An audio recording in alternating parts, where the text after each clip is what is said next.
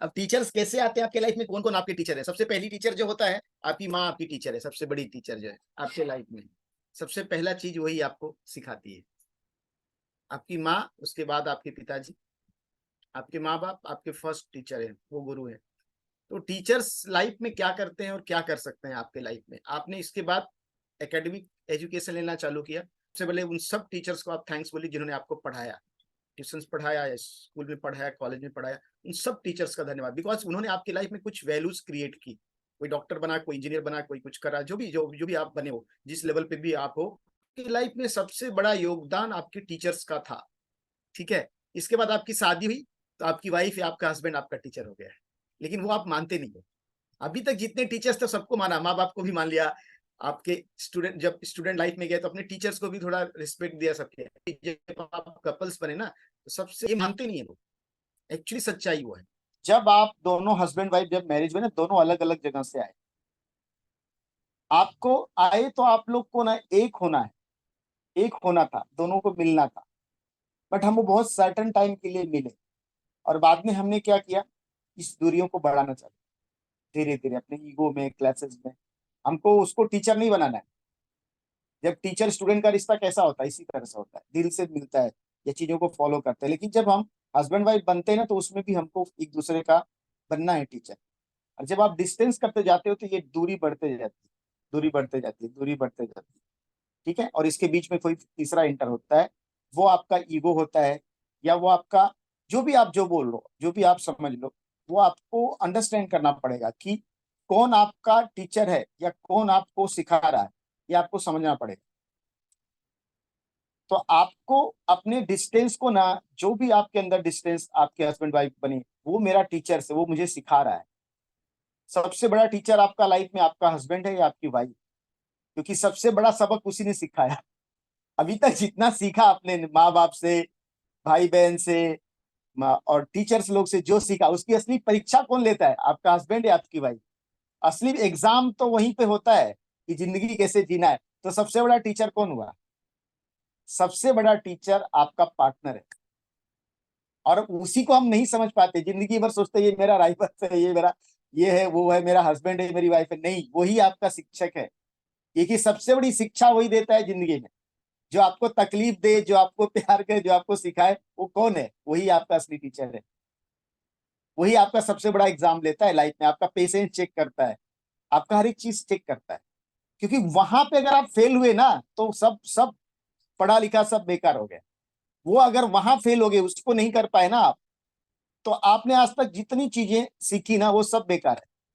जितनी academic education ली, जितने माँ बाप से लिखा जितना जितना एक्सपीरियंस लिया, सब कुछ लास्ट में क्या करना है? सब करने के बाद क्या करना है? मैरिज करना है लोगों को।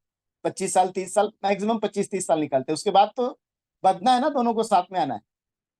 असली परीक्षा वहां होती है, और वो परीक्षा में 80% लोग फेल हो रहे हैं आज के दिन में। पहले 80% लोग पास होते थे। आज के 20 साल पहले 80% लोग पास होते थे। आज 80% लोग उस परीक्षा में फेल हो रहे हैं। ये इंडिया का सबसे बड़ा फेल्योर है कि जो शादी करने के बाद जो परीक्षा हो रही है, उस परीक्षा में लोग फेल हो रहे हैं। रीजंस क्या है? क्या रीजन है बताइए? जो इस परीक्षा में लोग फेल हो रहे हैं, उसके लिए कौन जिम्मेदार है? क्या रीजंस? आज आपको शपथ लेना है कि अपने पार्टनर को सबसे बड़ा टीचर मानना है और उससे सीखना है। न कि अगर आपका टीचर है तो आप उससे जबान लड़ा सकते हो, उसको उल्टा बोल सकते हो, अगर वो कुछ ऑर्डर देगा तो उसको फॉलो करने से इनकार कर सकते हो। अगर वो आपका टीचर है तो नहीं कर सकते हो। लेकिन आप मानते ही हो ना, टीचर ही नहीं मानते हो। आप तो दुश्मन मानते हो, दुश्मन। आप तो सोचते हो मैंने पाप कर दिया है जो इसके साथ मेरी शादी हो गई, मैंने कुछ तो पाप किया, इसके वजह से ये मेरा पति बन गया, ये मेरी पत्नी बन गई, ये तो गलतियां कर रहा है। गलतियां का सजा का जो देखो, टीचर्स जो होता है ना, टीचर्स उसको अधिकार होता है। इसलिए जो आपका पार्टनर है ना, वो आपको जब सजा देता है बोल के या ईगो हर्ट करके, या वो कभी कभी हाथ उठाता है, कुछ करता है, कोई कोई केसेस में होता है लोग करते हैं, ये सब चीजें हमारे ना कर्मों का फल है। या जो हमने एग्जाम दिए ना, वो प्रॉपर नहीं की, दैट्स वाई वो आ रहा है, हमको रिटर्न आ रहा है। तो जब आपको तकलीफ हो रही ना, तो आप चेक करो कि मैंने कहाँ पढ़ाई में चूक कर दी। क्या मैंने तैयारी बराबर नहीं की थी, या मैं किस सब्जेक्ट में वीक हूँ? अब लोगों को लगता है कि मैं तो खाना बहुत अच्छा बनाती हूँ, फिर भी मेरा हस्बैंड मेरे से चिल्लाता है। खाना बनाने से खाली नहीं हो जाएगा, ठीक है? खाना बनाने से नहीं, बहुत सारी चीजों को करना पड़े, कई सब्जेक्ट्स होते हैं ना, तो हर एक चीज होते है। इसी तरह आपके मेंटल, फिजिकल, इमोशनल, हर एक लेवल पे आपको स्ट्रांग बनना है।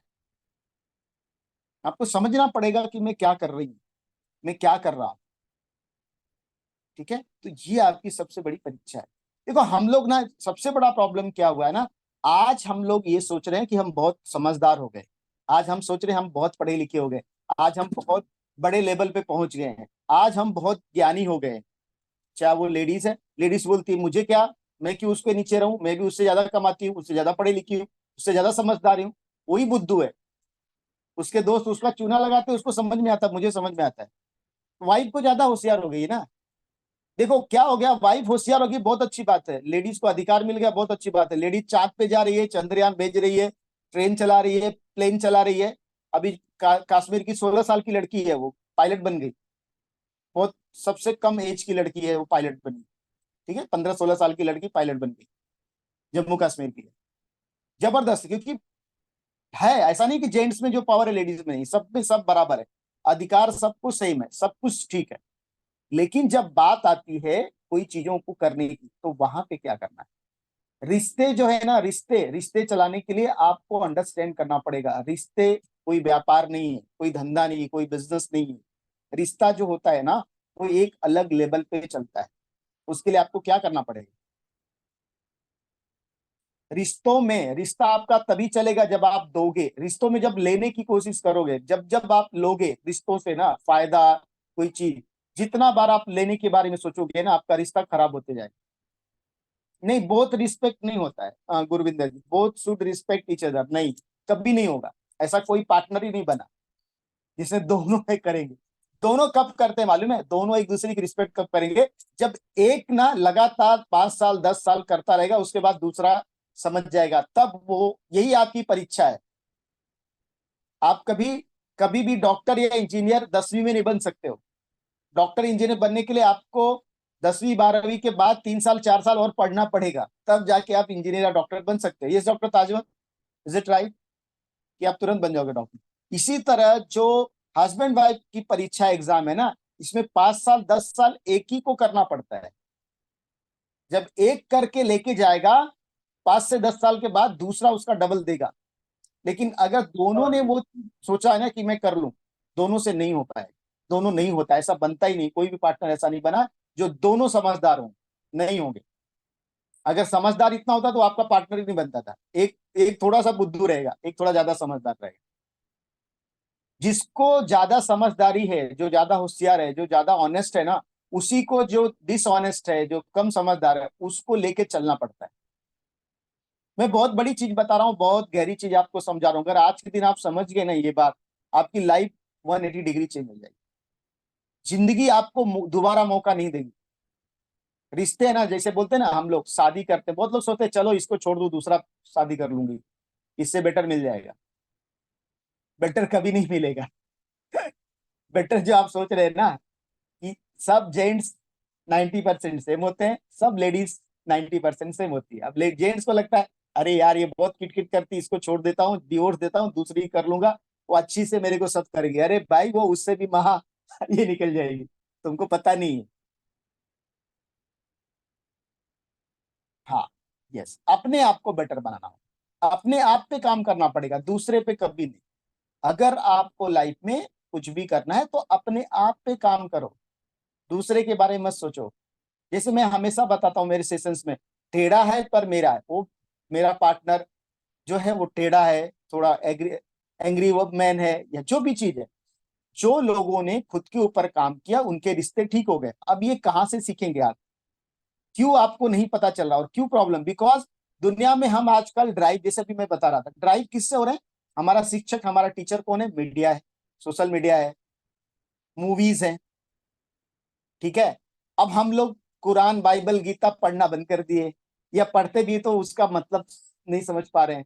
ड्राइव क्या, हमको क्या सिखाया गया, हमारे गुरु परंपरा क्या थी, हमारे टीचर्स की, सब हम भूल गए। आज कितने लोग के कोच हैं, या मेरे 4 4 गुरुज हैं, अभी भी मैं अभी भी सीख रहा हूँ। 50 साल में 49 कंप्लीट कर चुका हूँ, 50वां साल में जा रहा हूँ। मैं अभी भी, मेरे पास 4 अलग अलग चीजों के टीचर्स हैं, और मैं सब टीचर, बहुत सारे टीचर्स हैं, लेकिन 4 मेन टीचर हैं जिनसे मैं अभी भी ट्रेनिंग लेता हूँ और सीखता हूँ। हर इंसान जो आपकी लाइफ में होता है वो आपका टीचर होता है, चाहे वो कोई भी हो। यस, पेरेंट्स हमारे फर्स्ट टीचर होते हैं and life partner second teacher होता है। बट वहां से बर्थ लेने से लेके लाइफ पार्टनर को मिलने तक की जर्नी के बीच में हम बहुत सारे लोगों से मिलते हैं। हमारे स्कूल कॉलेज में टीचर होते हैं, हमारे फ्रेंड्स भी हमारे टीचर्स होते हैं। एंड आप हर दिन जिस इंसान से मिलते हो ना कुछ तो आपको सिखा के ही जाता है। तो every one, every single person you meet in a day is your teacher. आपके बच्चे भी आपके टीचर होते हैं। वो एक दिन सर ने सेशन में भी बोला था, आजकल बच्चे पैदा कहाँ हो रहे हैं, बाप पैदा हो रहे हैं। बच्चे भी हमें बहुत कुछ सिखाते हैं। तो आपकी लाइफ में कोई भी आता है, आपका कलीग है, आपके को एम्प्लॉयज हैं, आपका लाइफ पार्टनर, आपके बच्चे हैं, एनीबडी इज योर टीचर।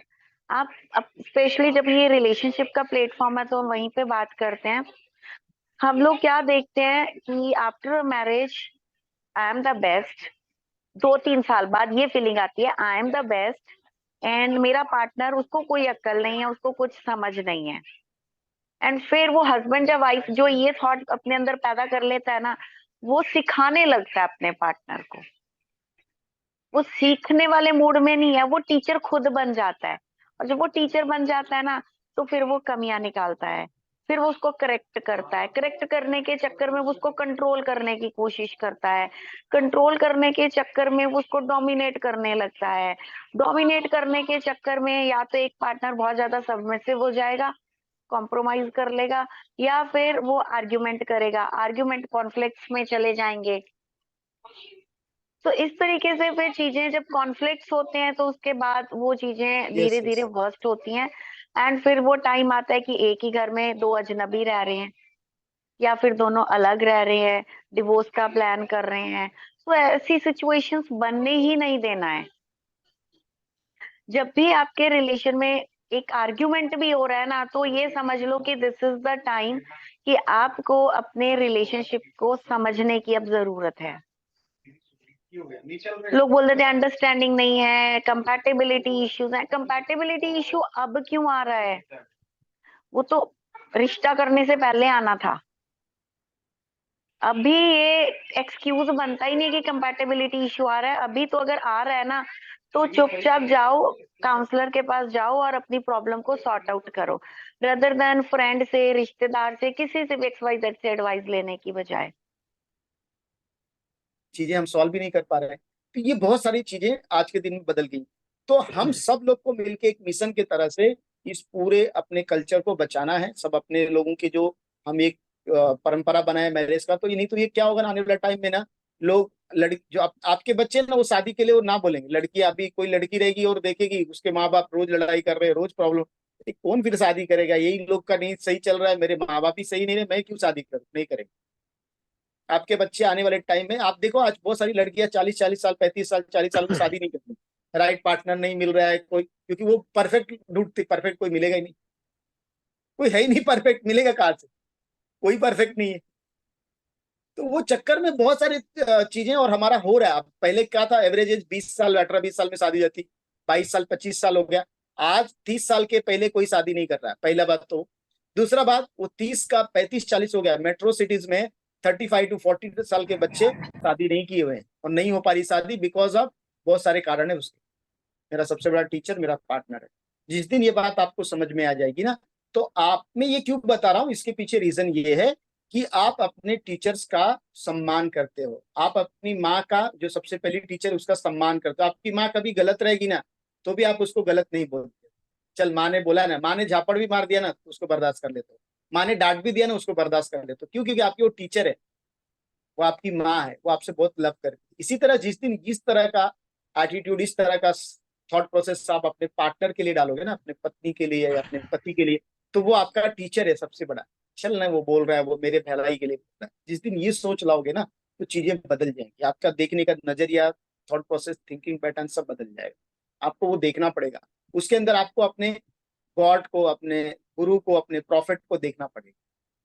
जब तक आप अपने पार्टनर को, बोलते ना आपका, जैसे पहले बोलते थे लेडीज लोग को लेके, तुम्हारा पति परमेश्वर है, क्यों बोलते थे?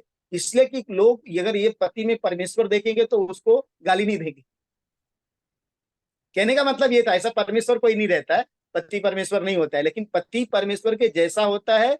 ये अगर अपने दिमाग में बिठाएंगे तो उसके साथ गलत व्यवहार वो करेगा, अगर कुछ कभी किया तो उसको माफ कर देंगे। दैट्स वाई बोलते थे कि लोग के रिश्ते ना टूटे। आज उसको हम लोग कर ही नहीं पाते।